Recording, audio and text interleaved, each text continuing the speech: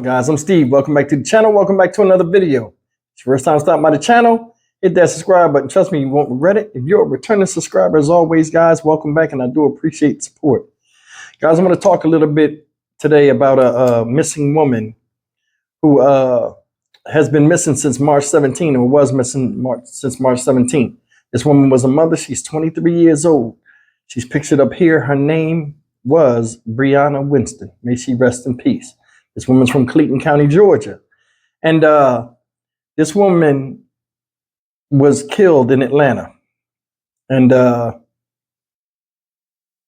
show you the video and give you all the, input of what's going on with this case. I'll let the news people tell you. But a little bit about, who did it. This guy right here, her ex-boyfriend, or boyfriend at the time, Michael Edwards, also age 23. Guys, take a look at this story, and I'm gonna come back and say my piece with it. But I'm gonna tell you something, man. There are a lot of young couples out here and people that deal with each other under the premise of love and affection. They operate in a state of constant confusion. They do, and this is one of the cases that exemplify that. It's a darn shame this lady lost her life when this whole thing was a recipe from disaster from the jump. You'll see what I'm talking about when you check this out. Clayton County Police released some new details this afternoon in the disappearance and murder of Briana Winston. She hasn't been seen in nearly 2 months, and now her boyfriend faces criminal charges in that case, along with several members of his family. Let's get out to Fox 5's Tyler Fingert, who's live at Clayton County Police headquarters with what we just learned. Tyler? Yeah, Tom, good evening to you. These are truly some disturbing details about Briana Winston's murder. According to Clayton County Police, she was choked to death, then put into a suitcase, driven across the state line, and burned in Tennessee. Nearly 2 months after Briana Winston was last seen, Clayton County Police have cracked the case and say she was murdered by her boyfriend, Michael Edwards, after an argument about cheating. Investigators say Edwards married a woman while with Winston. Edwards did go to Briana's apartment during the early morning hours of March 17th, and in an argument where she had confronted him after learning about his infidelity to her, he choked her. Detectives say Edwards then put her into a suitcase, drove her to Tennessee, where he and another man burned her body. Investigators say they were able to figure all this out with the help of that other man who assisted Edwards. He was offered an agreement in exchange for immunity.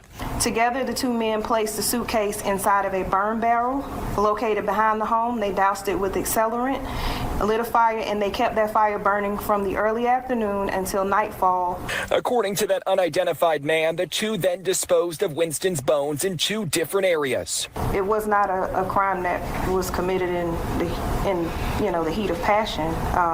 There was malice. There was some intent there. Clayton County Police say during the investigation, Edwards was in jail on another charge unrelated to the murder, but was caught on a jail call asking his wife, Briana Phillips Edwards, to burn a pair of shoes and gloves. She faces several charges, including party to commission of murder. Investigators say Edwards' mom, Ebony Anderson, and his brother, Keelan Wright, are also charged for helping destroy evidence. It turned into a family affair. He definitely looped everyone in to this crime. And Winston's family was at this afternoon's news conference, but they were too broken up to speak. But they told me off camera that they are extremely grateful to the Clayton County Police Department to be able to figure out what exactly happened in this case. We're live in Clayton County tonight. Tyler Fingert, Fox 5 News. That's the story of what happened to Miss Briana Winston. Like I said, may she rest in peace. This dude right here, Michael Edwards, typical idiot. It's a bunch of confusion in this whole thing. I want you to think about this. This guy got married to another woman, and you're still around this girl for her to confront you. This woman confronted you because I guess she felt as though you played her out. And it turns out you taking her life. He went to this woman's house, y'all, 1 o'clock in the morning. He went to her place. Why would you do that if you're married and you already got your own life? You started with somebody else. It's no more talking between you and her, whether she's mad or not. Another thing is this: where was your wife at when you were over this woman's house at 1 o'clock in the morning? Think about it. Said he allegedly drove to her house and strangled her, choked her to death during the argument, and put her body in a suitcase. Took the body, and then he took the body and supposedly drove to Gates, Tennessee, which is what, 60 miles northeast of Memphis, Tennessee. Had another guy go and do the dirt with him. The dude tells on him in exchange for immunity, and they cracked the case wide open. They took this woman, another dude ain't got nothing to do with it, helped this guy dispose of a body of a girl that he claimed he loved or had feelings for. And this guy did it. Then he calls his new wife. Hey, I got gloves and some other stuff. He calls from jail. Set it on fire and burn it on a recorded line. Confusing. Steady confusion. Confusion in relationships, the roles we play in each other's relationships, and then in life and making rational decisions. This is stupid as can be. People got signs out. This woman was missing for 2 months. She had children. Did you think about that at any given time when you decided to come into her life, get to know the children a little bit, all the while of having the ulterior motive to build with somebody else and leave out of her life, the children's life? I can understand why she was upset. Because you're not only playing with the minds of her, you're playing with the minds of kids. But then again, this dude right here, 23 years old, don't know shit. And he proved it. He don't. Ain't no damn way you get your mother and your other relative involved in this, and they go along with it. The mother, you think she would know better. But no, just a bunch of confusion and idiotdomness. I don't even know what the fuck I'm talking about. But you know what I'm talking about. Just a bunch of idiocracy, stupid stuff. Everybody just tangled up in it. Now a whole bunch of people caught up in this situation, whether directly or indirectly. Everybody looks bad. How do you support somebody that does something like that to a woman while you're a woman?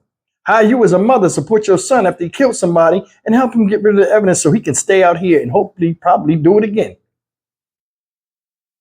Think about that. You 1 o'clock in the morning arguing with another woman while you married another woman when you're supposed to be home with the woman you married. Make it make sense. It's a devastating way to go. You folded this girl up in some luggage, drove her 60 miles. I wonder how that conversation went. You and the guy in the car, or you just went to the guy's house. He was there. Hey man, I'm gonna dispose of this. And he let you burn the body in his yard. It's so much with this. I mean, all this stuff this new stuff just came out because he went to court last Friday. But either way, man, this is messed up all the same. You as a man, you could have made better judgment choices. If she wasn't the one, you could have left her alone. Could have left her alone. And you damn sure didn't have to go over her house when she was mad. You already look bad, can't look no worse than that. You could have just went on about your business and she would have just been pissed. Because a woman not going to fight with you over somebody you chose to be with, especially on the level of wife. That title means something. So does husband, but you didn't see that. You sitting over here arguing with a girl 1 o'clock in the morning in her house while your wife is home or wherever she's at. 23 years old. And you know, I keep bringing up his age because at that age, I had 2 children and I was married at that time.